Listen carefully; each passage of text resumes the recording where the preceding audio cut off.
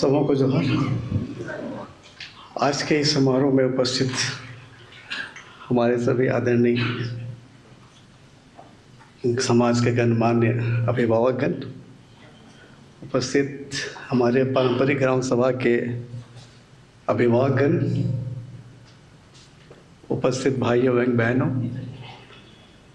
उपस्थित पत्रकारगण और सरकार के विजिलेंस अधिकारीगण, सबों का इस समारोह में हम स्वागत करते हैं।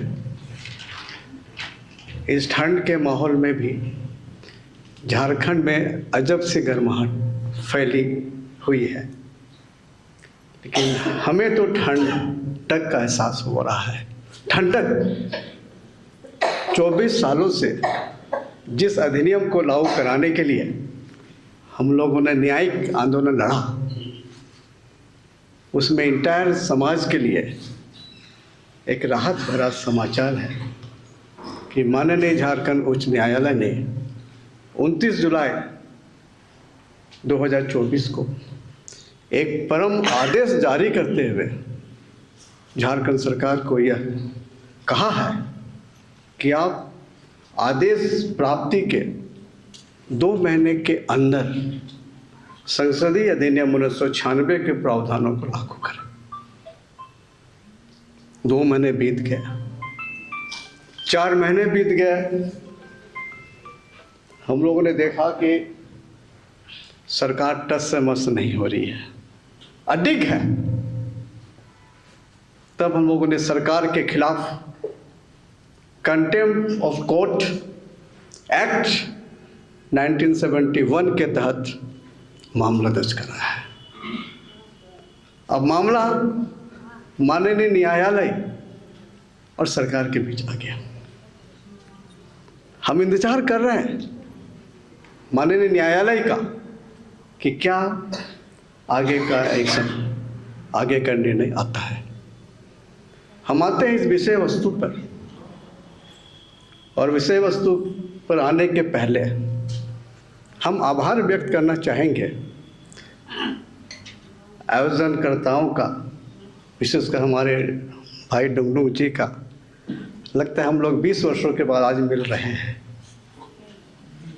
और ऐसे माहौल में हम लोग मिल रहे हैं जब हम लोगों को, समाज को, हम लोगों की ज़रूरत है। और ये घमासान नहीं है, ये एक दूसरे को सहयोग करने का पल है। और निश्चय ही यहां से जो भी बातें जाएगी उसमें अनुसूचित क्षेत्रों के प्रशासन और नियंत्रण के लिए माननीय संसद ने जो अधिनियम 1996 बनाया है, उसके धाराओं के तहत हम जनजातियों को अनुसूचित क्षेत्र के प्रशासन और नियंत्रण सुनिश्चित करने के लिए पारंपरिक स्वशासन व्यवस्था, हमारी रूढ़िवादी व्यवस्था को सुरक्षित और संरक्षित रखने के लिए जरूर कुछ ना कुछ होगा। बैनर को देखने से बहुत सारी चीज स्पष्ट हो जाती है। अनुसूचित क्षेत्र है, नगर पालिका है, पेशा कानून है। अनुसूचित क्षेत्र कहने से बिल्कुल स्पष्ट है कि माननीय राष्ट्रपति जी घोषणा करते हैं 5वीं अनुसूची के भाग क के पैरा 6 के अनुसार, तो झारखंड में हमारे 13 अनुसूचित क्षेत्र है। हमारे झारखंड में 32 जनजातियां भी है, वो भी राष्ट्रपति महोदय जी ही अधिसूचित करते हैं, सूचीबद्ध करते हैं। और जब पेशा अधिनियम 1996 है, वो भी राष्ट्रपति जी की सहमति से भारत का गजट में आया है। तो राष्ट्रपति जी का कहीं ना कहीं बहुत बड़ी भूमिका है ये तीनों विषय के संदर्भ में। हम कहना चाहेंगे कि संसद को क्यों आवश्यकता हुई कि पंचायतों के उपबंध को अनुसूचित क्षेत्रों पर विस्तार किया जाए। संसद को इसलिए जरूरत पड़ी कि हमारा जो अनुसूचित क्षेत्र है, जो अनुसूचित क्षेत्र अधिनियम, चुटिया नागपुर अनुसूचित क्षेत्र अधिनियम 1874 को हम लोग याद करते हैं, संताल परगना अनुसूचित क्षेत्र जिला अधिनियम 1874 हम लोग याद करते हैं, और आज फिर अनुसूचित क्षेत्र जिला के रूप में हमें 13 जिले, 3 प्रखंड, 2 पंचायतें मिले हुए हैं। तो 1874 से इतिहास चलकर आज 11 अप्रैल 2007 तक हमें अनुसूचित क्षेत्र मिले हैं। इसलिए मिले हैं कि हम आदिवासियों की, हम जनजातियों की एक खास परंपरागत व्यवस्था है जो कभी भी दूसरे गैर आदिवासी व्यवस्था को स्वीकार नहीं किया है। आज भले ही हम अलग अलग विषय को लेकर यहाँ आए हैं, लेकिन हमारा एक ही उद्देश्य है, इस संसदीय अधिनियम 1996 की धाराओं को अनुसूचित क्षेत्र पर लागू कराना। हम कुछ बातों को आपके सामने रखना चाहेंगे कि अनुसूचित क्षेत्र के लिए अधिनियम 1996 आया। विचारों के युद्ध में, जहां बहुत सारे के विचार है ना, विचारों के युद्ध में पुस्तक और दस्तावेज ही हमारे हथियार हैं। यह पी पैसा है कि पैसा है, इसका गजट हम देखेंगे। हमने जो गजट प्राप्त किया है उसमें लिखा हुआ है the provisions of the panchayat extension to the scheduled areas act 1996। उसके अनुसार हम 2 पी इस्तेमाल करते हैं। इसके पीछे वजह हमारा सबसे बड़ा है कि माननीय संसद ने आदिवासी पंचायतों के प्रावधानों को अनुसूचित क्षेत्रों पर विस्तार किया, लेकिन नगरपालिकाओं के प्रावधानों को अभी तक अनुसूचित क्षेत्रों पर विस्तार नहीं किया।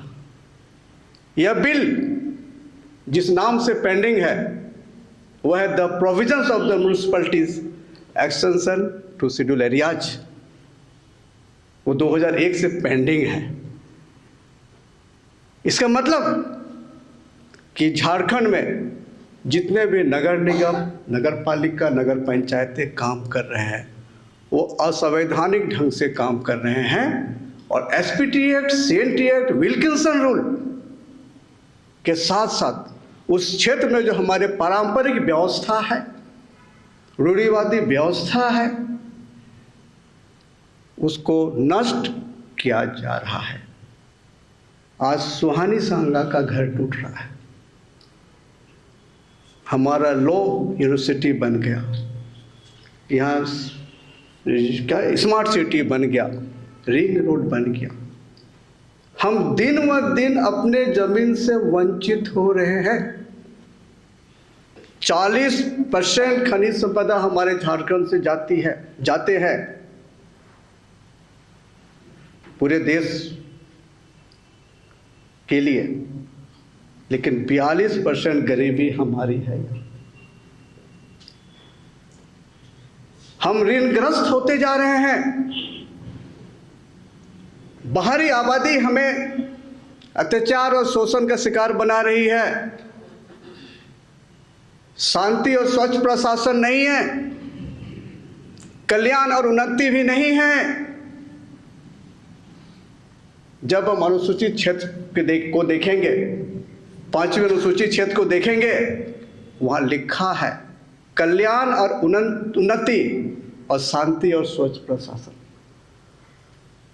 क्योंकि यहाँ 5वीं अनुसूची के प्रावधानों का पालन नहीं हो रहा है।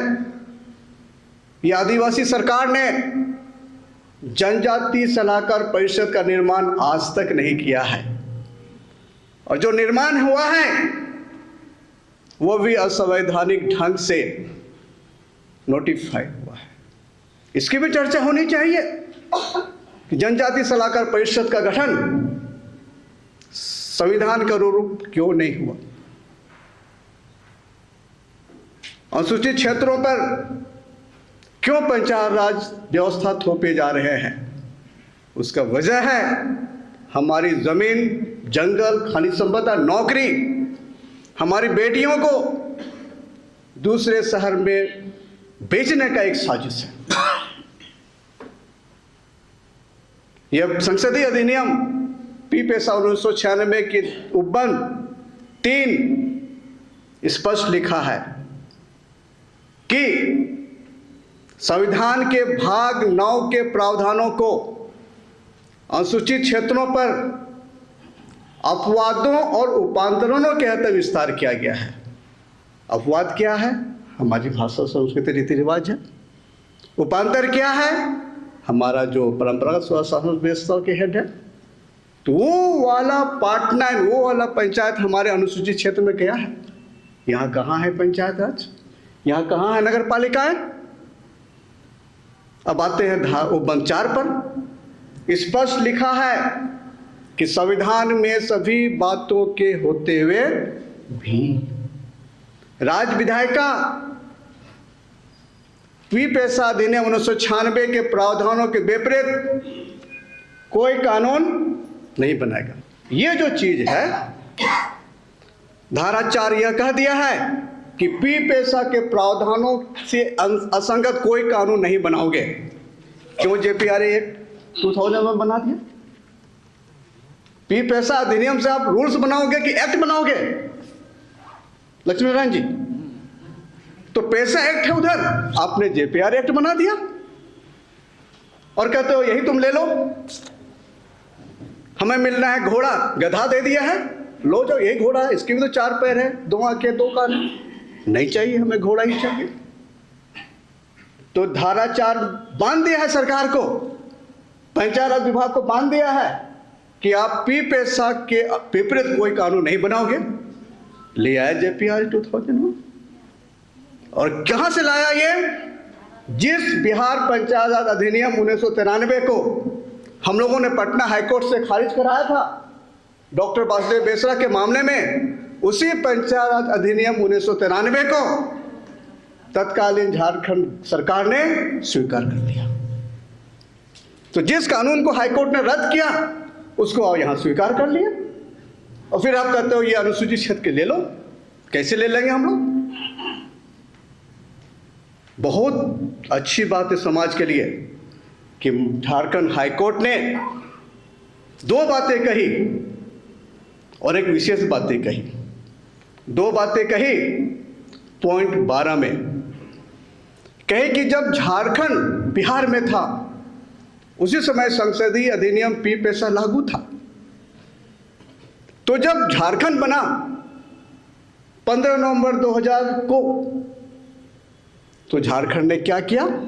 पंचायती राज अधिनियम 2001 ले आया, जिसे संसदीय अधिनियम 1996 के संगत नहीं कहा जा सकता है। कहा है ना?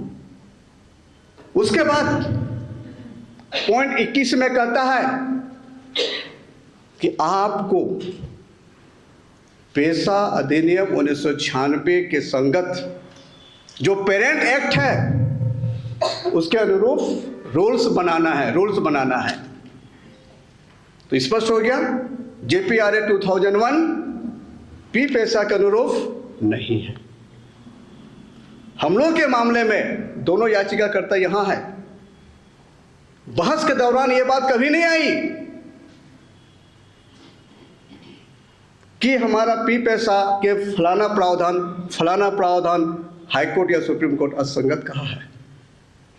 एक बात मैं यहां जोड़ना चाहूंगा, मैं आपको दे दूंगा डुमडुम साहब, कि माननीय दीपक बिरवा जी जब झारखंड विधानसभा के पंचायत राज और जिला समिति के अध्यक्ष थे, सभापति थे, उन्होंने रिकमेंड कर दिया है कि झारखंड पंचायत राज अधिनियम 2001 यह संसदीय अधिनियम पी पेशा 1996 के धाराओं के असंगत है, इसे अनुसूचित क्षेत्र में निरस्त किया जाए। मेरे पास गजट है, चिट्ठी है, आपको दे दी जाएगी। अभी आदिवासी सरकार है, उनको बोला जाए अब विधानसभा में ला के उसे पारित करो। 16 मार्च 2016 को माननीय दीपक बिरवा जी ने विधानसभा में रिपोर्ट दे दिया है। कहाँ है हमारी आदिवासी सरकार? तो पी पैसा कानून 4 धारा ऊपर जब कह दिया, इसके विपरीत कानून आपको नहीं बनाना है। अब धारा 4O और धारा 5M यह कहता है कि इस अनुसूचित क्षेत्रों में जब भी आप आदिवासी पंचायतों के प्रशासनिक व्यवस्था को स्थापित करोगे तो संविधान के 6ठी अनुसूची के पैटर्न को फॉलो करोगे। झारखंड एरिया ऑटोनोमस काउंसिल बना था, उस समय क्यों नहीं विरोध किया लोग कि 6ठी अनुसूची का पैटर्न नहीं होगा? कैसे लोग उस समय काउंसिलर हो गए थे, कैसे चेयरमैन वाइस चेयरमैन हो गए थे? उसी झारखंड एरिया ऑटोनोमस काउंसिल के तर्ज पर अनुसूचित क्षेत्रों में स्वशासी जिला परिषद और निचले स्तर पर परंपरागत ग्राम सभा बनाने का प्रावधान है। जिनके पास 7 शक्तियां होगी उसको आप देख लेंगे नेट से। तो ये जो व्यवस्था है, जिले के स्तर पर स्वशासी जिला परिषद और निचले स्तर पर आदिवासी परंपरागत ग्राम सभा की स्थापना से ही अनुसूचित क्षेत्र का प्रशासन और नियंत्रण होगा। और जो स्वशासी जिला परिषद है वही नगर पालिकाओं के कार्यों को भी देखेगा। इसलिए माननीय संसद ने नगर पालिकाओं के प्रावधानों को अनुसूचित क्षेत्रों पर विस्तार नहीं किया है। यही हमारा मामला है, कुछ नहीं है। बहुत ज़्यादा सोचने की जरूरत नहीं है। किसी ने कहा है कि जब शासक अपनी सफलता को ना बताकर दूसरे के दोष को ढूंढने लगता है तो जान लीजिए सरकार अपनी विफलता को छिपाने के लिए जगह ढूंढ रही है। और आज कुछ ऐसा ही हम आदिवासी सरकार के साथ है। अपनी विफलता को छिपाने के लिए हम लोगों पर तरह तरह का आरोप और तरह तरह का विवाद पैदा कर रही है। ये समाज के द्वारा उत्पन्न विवाद नहीं है, ये सरकार, उनके नौकरशाह और कुछ एनजीओ की साजिश है जो अनुसूचित क्षेत्रों में पी पैसा के धाराओं को रोकने में बाधक बनी हुई है।